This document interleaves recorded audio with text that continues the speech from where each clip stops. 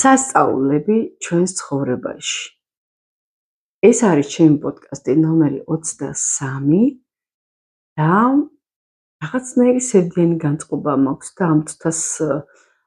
სასწაულები, რომელზეც მე უნდა მოვყვე, ხო, არის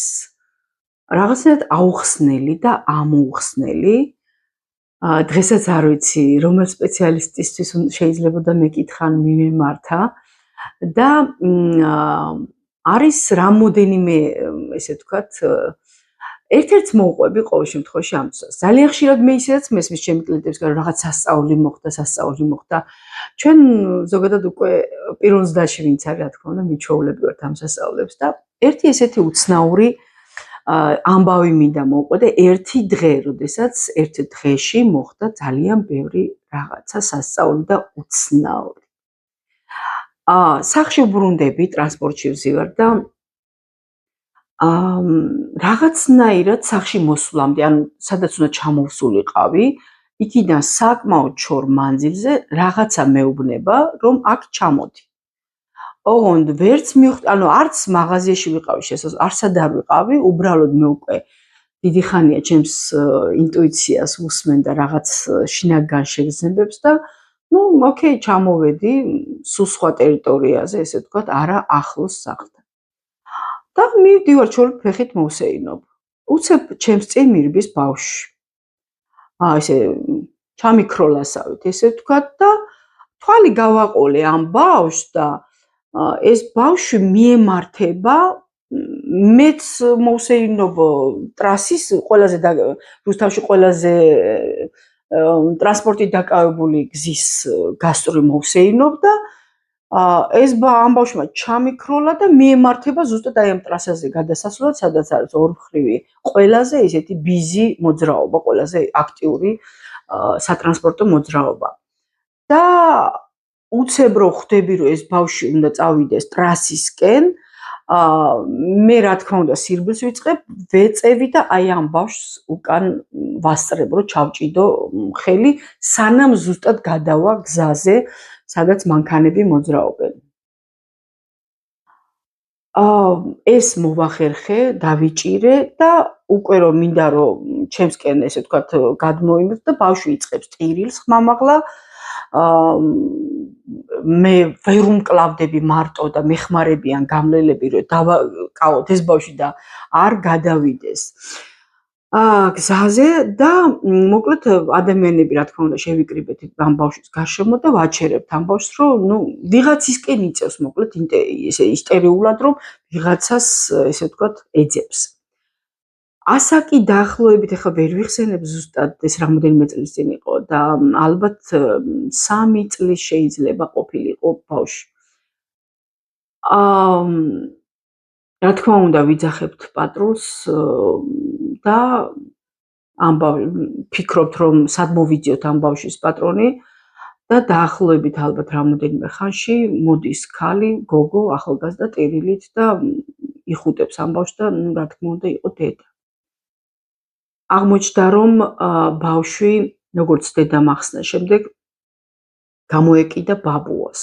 რომელიც ახლიდან გავიდა. და დედას გონებია რომ კი არ გამოეკიდა, ეგონა რომ ბაბუამ წაიყვანა. და ეს ბავშვი მისდევდა ფაქტიურად ამდენი ხანი, ანუ იმ მიმართულებით მორბოდა, საიდაც დაინახა რომ ბაბუა წავიდა და დედას ეგონა რომ ზოგადად წაიყვანა ბაბუამ ეს ბავშვი და არც კი დაძებნიდა რომ არა, შემდეგ ეს ალიაქოთი და უკვე პატრულის ისა და მოკლედ. ძალიან ესეთი ვიყავი იმ მომენტში, ანუ გაოცებულიც ვიყავი, ბედნიერი იმითი, რომ ეს ბავშვი, ისე მოხდა, რომ მე გადავარჩინე, ანუ ფაქტურად მე რომ არ ჩამოვსულიყავი მარშრუტკიდან, ესე ვთქვათ, იმ ადგილას, მე იქ საერთოდ არც უნდა მოხვედრილიყავი. იმედია სხვა ვიღაც აღმოჩნდებოდა ეს, ვინც ჩასჭიდებდა ხელს, თუმცა იმ მომენტში მე აღმოჩნდი. მოვდივარ სახში მოვსეინობ და მაქვს ძალიან ესეთი უცნაური შეგრძნება, ვფიქრობ რომ რა მოხდა და ვერ ვაანალიზებ რა მოხდა. ანუ მოხდაში მე გულისხმობ იმას კი არა რომ ბავშვი ეს ერთი, მაგრამ მე რატომ და რა ვიგძენი, რის გამო ჩამოვედი იმ ადგილზე, რა იყო ეს? ამის ახსნას ვცდილობ. და ვერ ხსნი. მოდივა დაბრუნდი სახლში და რაღაცა პერიოდის შემდეგ ჩემი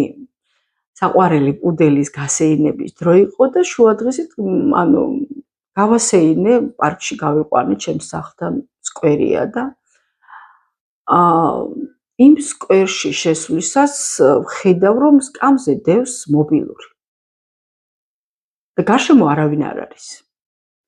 და გამეცინა რომ დავინახე ეს მობილური მივუახლოვდი სკამზე და ვხედავ რომ ძალიან კარგი მობილური დევს რა მარკას გულისხმობ კარგში გამახსენდა რომ რაღაცა პერიოდის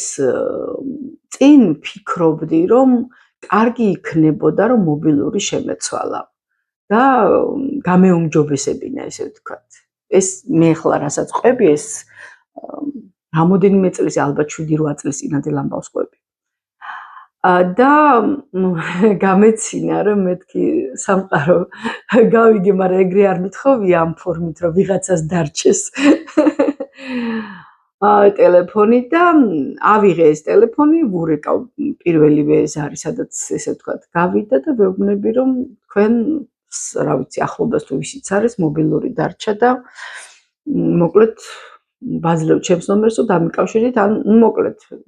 აღმოჩნდა რომ თურმე ნაცნობი აღმოჩნდა იმიტომ რომ მიცნეს რომ თქვენი სახართ ხო შავ პუდელთან ერთად რომ სეირნობთ ხო იმიტომ რომ 17 წელიწადი ვსეირნობდი მე ამ უბანში ჩემს საყვარელ პუდელთან ერთად და მოკლედ ცოტა ხანში რამოდენიმე საათში მოაკითხეს მობილურს და წაიღეს ერთ დღეში უკვე მეორე უცნაური მოვლენა და თურმე ამით არ მთავრდებოდა მე იმ წუთში ვერც ვიფიქრებდი რომ კიდევ რაღაც გაგრძელება ერთ დღეში მოხდებოდა და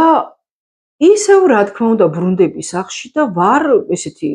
უკვე ძალიან ცოტა კი არა ძალიან შოკირებული იმიტომ რომ ვერ მივხვდი ჯერ ბავშვი გადავარჩინე რამოდენიმე საათში ვიღაცის მობილურს პოულობ და როგორც აღმოჩნდა ის ადამიანი საქმიანი ადამიანი და ძალიან მნიშვნელოვანი ის იყო ესე ვთქვათ მისი ინფორმაცია იმ მობილურში ანუ ფაქტობრივად ვუბრუნებ და საღამოს ისევ გამოდივარ სასეირნოთ და ჩემს წინ დაბლა ტროტუარზე ვხედავ სამკაულს ვერცხლის სამკაულს ეს იყო ბეჭდები თუ არ ვცდები შეიძლება კულონიც იყო აი რაღაცა ესეთი ბეჭდები და კულონი და ძალიან დიდი რაოდენობით ხურდა ფული დაყრილი ერთ თეთრიანებიც ორ თეთრიანებიც რაღაცა ხუთ თეთრიანებიც აი ასე რაღაცნაირად ესე ვთქვათ ერთდროულად ესე ვთქვათ ეს ვერცხლის სამკაულით იმ ორისგან განსხვავებით რომლის დაბრუნებაც შევძელი ესე ვთქვათ პატრონისთვის აქ უკვე ვერ მივხვდი რა გამეკეთებინა ანუ ეს სამკაული და ეს ისინი თითქოს ავიღე ეს ყველაფერი და წამოვიღე ანუ ვერ მივხვდი რა გამეკეთებინა გარშემო არავინ არ იყო რა თქმა უნდა ვიღაცისთვის მეკითხა რომ ხომ არ დაკარგეთ ან რაღაცა მსგავსი წამოვიღე სახლში თუმცა მალევე რატომღაც ვიფიქრე რომ ჯობდა რომ ადგილზე დამებრუნებინა იმიტომ რომ შესაძლოა ვინც თუ ვინმე ეს დაკარგა მას შეიძლება მოეკითხა ეს იგივე ადგილზე და ამიტომ შესაბამისად შემდეგ მოვიტანე და ისე დავდე სადაც ესე ვთქვათ შემთხვევით შემხდა ანუ ერთ დღეში ნაპოვნი ბავშვი მობილური და ვერცხლეული და ფული ძალიან დღესაც კი ეხლაც რო ყვები ეგ შეგრძნება მიბრუნდება ანუ ძალიან საფიქრალში ჩავარდი რომ რა იყო ეს რა მოხდა და არც ის ვიცოდი რომელი სპეციალისტისთვის მიმემართა და მეკითხა ვის ეხებოდა ეს ან რატო ხდებოდა იმ მომენტში ეს ჩემს ცხოვრებაში ასევე აი ესეთი ცოტა ესეთი უცნაური რა ვიცი ეს რა არის არ ვიცი და ალბათ ვინც სპეციალისტები თუ ვინმე მიცნობთ ალბათ დამეხმარებით ამ ყველაფრის ახსნაში როდესაც მე გამიჩნდა ესე ვთქვათ, იმის შეგრძნება, რომ ვიღაცა შეიძლება გარდაცვლილიყო და ამის წინაასწარ გრძნობა და გააზრება, რომ ვიღაცა გარდაიცვლება.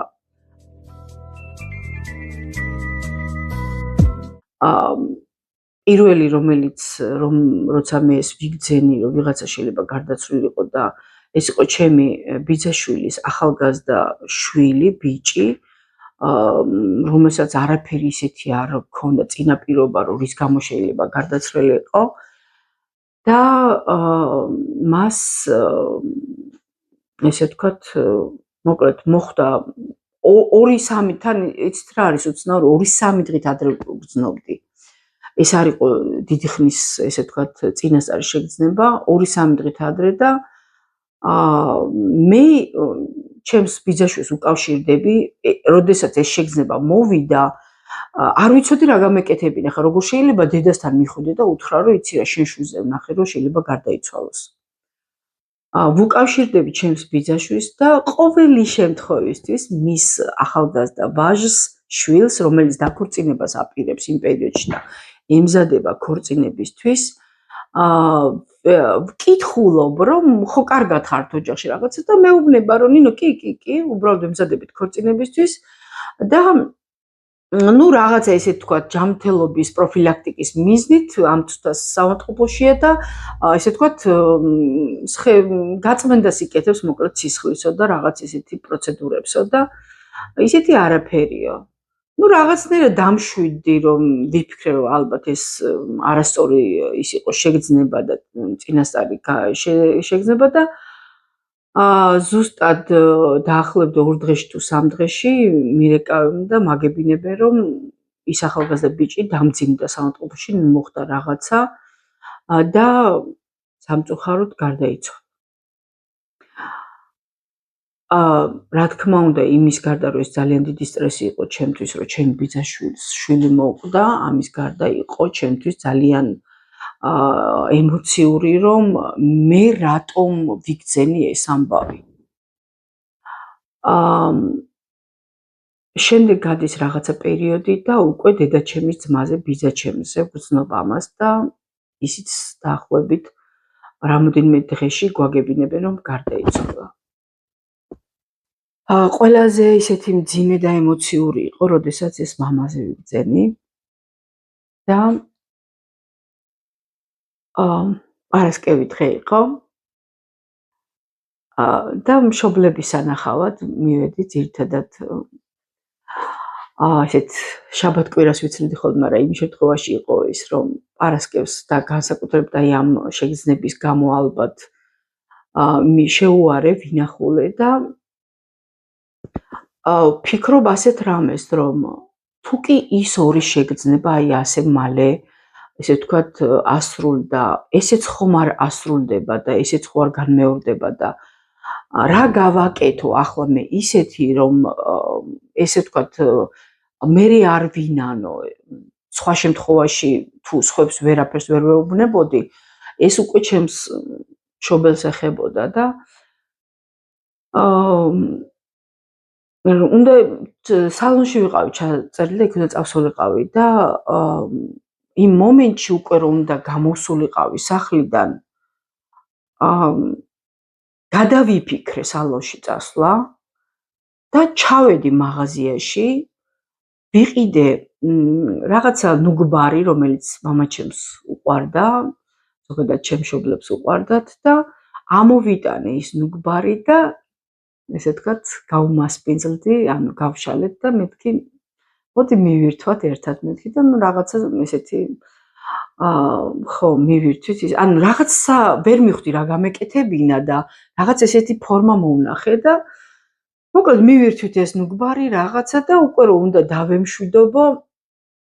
გამოვიდე სახლიდან და ეხლა როდესაც ასე ხშირად ვნახულობდი მშობლებს და არ მჩვეოდა ეხლა მამაჩემი ზოგადად ძალიან თბილი